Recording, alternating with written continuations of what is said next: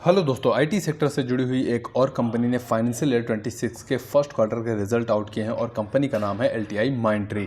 Detail में हम इनके नंबर को कवर करेंगे और देखेंगे कि जो आईटी कंपनियों के रिजल्ट आ रहे हैं क्या इनके केस में कुछ ट्रेंड हमें बदलता हुआ नजर आता है या फिर सेम ट्रेंड ही हमें देखने को मिलता है। तो वीडियो की शुरुआत करते हैं और सबसे पहले हम बात करने वाले हैं रेवेन्यू के बारे में। रेवेन्यू यानी फर्स्ट अर्निंग किसी भी कंपनी की जो होती है, तो रेवेन्यू अगर आप देखेंगे 9,840 करोड़ का रेवेन्यू इन्होंने क्वार्टर फर्स्ट के दौरान किया है फाइनेंशियल ईयर 26 में। और रेवेन्यू को अगर कंपेयर करेंगे क्यू ऑन क्यू बेसिस पे 0.7% इनका रेवेन्यू बढ़ता हुआ नजर आया है, या फिर आप कह लीजिए कि नंबर जो है इनका क्यू ऑन क्यू बेसिस पे फ्लैट, क्योंकि अदर आईटी कंपनीज का जहां रेवेन्यू हमें गिरता हुआ नजर आ रहा है, लेकिन एलटीआई माइंडट्री के केस में रेवेन्यू इन्होंने गिरने नहीं दिया है, अपना रेवेन्यू बचा के रखा है। इसके अलावा साल दर साल कंपेयर करते हैं तो रेवेन्यू इनका 7.5% जो है वो बढ़ता हुआ नज़र आ रहा है। तो रेवेन्यू ग्रोथ साल दर साल हमें बेहतर देखने को मिली है। एबिट की बात करते हैं, एबिट यानी अर्निंग बिफोर इंटरेस्ट टैक्स की, तो यहाँ पर आप देखेंगे साल दर साल बेसिस पे 2.6% की ग्रोथ हमें देखने को मिली है। और वहीं क्वार्टरली अगर कंपेयर करते हैं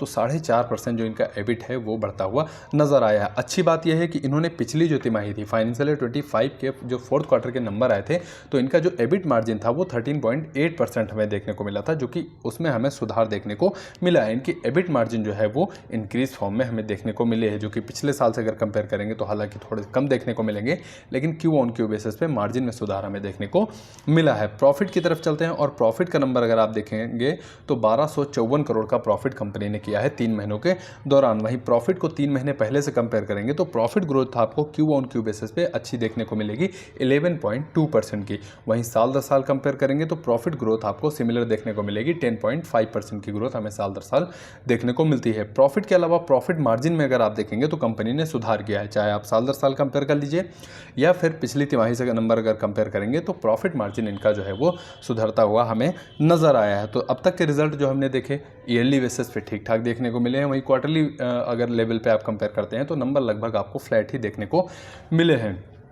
आगे चलते हैं और देखेंगे कंपनी जो है वो किन जियोग्राफी से कितना रेवेन्यू जनरेट करती है, इसके अलावा कौन कौन से सेगमेंट हैं कंपनी जहां से बिजनेस जो है वो करती है। तो सबसे पहले अगर आप रेवेन्यू का नंबर देखेंगे तो इनका सबसे ज़्यादा रेवेन्यू हमें 74.4% नॉर्थ अमेरिका से आता हुआ नज़र आता है। कंपनी जो है सबसे ज़्यादा रेवेन्यू या फिर सबसे ज़्यादा कंपनी का 74% बिजनेस हमें वहीं देखने को मिला है। यूरोप की अगर हम बात करते हैं तो वहाँ से आप देखेंगे 14.5% के आसपास इनका रेवेन्यू यूरोप कॉन्टिनेंट से आता है। और रेस्ट ऑफ वर्ल्ड में नंबर अगर आप देखेंगे तो 11% के आसपास रेस्ट ऑफ वर्ल्ड का नंबर हमें देखने को मिल रहा है। इसके अलावा अब सेगमेंट की अगर हम बात करते हैं तो देखिए बैंकिंग सेक्टर जो है इनका सबसे ज़्यादा रेवेन्यू जनरेटर हमें रहा है। जितनी भी आईटी कंपनी होती है मोस्टली अगर आप देखेंगे, एक टेक महिंद्रा के केस में अगर आप छोड़ दीजिए तो क्योंकि उनका सबसे ज़्यादा जो रेवेन्यू आता है वो आता है टेलीकॉम सेक्टर से, और बाकी सभी का आप देखेंगे तो लगभग आपको फाइनेंस सेक्टर से ज़्यादा रेवेन्यू आता हुआ नजर आएगा, चाहे वो TCS हो, HCL टेक हो या फिर आप कह लीजिए इन्फोसिस हो, इन सभी का रेवेन्यू वहीं से देखने को हमें मिलता है। एलटीआई माइंडट्री के केस में आप देखेंगे तो 37% इनका रेवेन्यू जो है वो बैंकिंग सेक्टर से आता हुआ नजर आ रहा है, जो कि पिछली तिमाही से अगर कंपेयर करते हैं तो लगभग नंबर आपको फ्लैट देखने को मिलेगा, लेकिन अगर पिछले एक साल से कंपेयर करेंगे तो नंबर में ग्रोथ हमें देखने को मिली है। उसके बाद टेक्नोलॉजी सेक्टर की अगर हम बात करते हैं और मीडिया कम्युनिकेशन की, तो यहाँ पर 23.2% रेवेन्यू हमें देखने को मिलता है कंपनी जो है वो जनरेट करती है। पिछली तिमाही से नंबर हल्का सा डाउन ट्रेंड में देखने को मिलेंगे और साल दर साल भी आप देखेंगे तो नंबर यहाँ से कम हुए हैं।